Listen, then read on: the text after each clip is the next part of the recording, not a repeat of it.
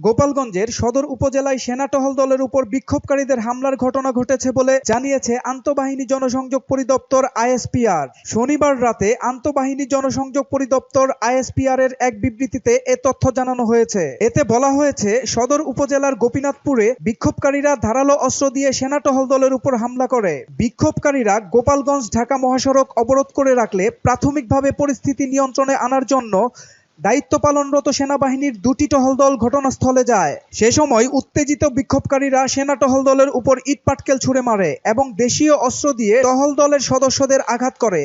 বিক্ষোভকারীরা সেনাবাহিনীর একটি গাড়ি পুড়িয়ে দেয় এবং দুটি গাড়ি ভাঙচুর করে। সে সময় বিক্ষোভকারীদের ছত্রভঙ্গ করে পরিস্থিতি নিয়ন্ত্রণে আনার জন্য সেনা টহল দল 4 রাউন্ড অ্যামুনিশন ফায়ার করে। পরিস্থিতির তীব্রতা পরিলক্ষিত হওয়া ইতোমধ্যে ঘটনাস্থলে অতিরিক্ত সেনা মোতায়েন করা হয়েছে।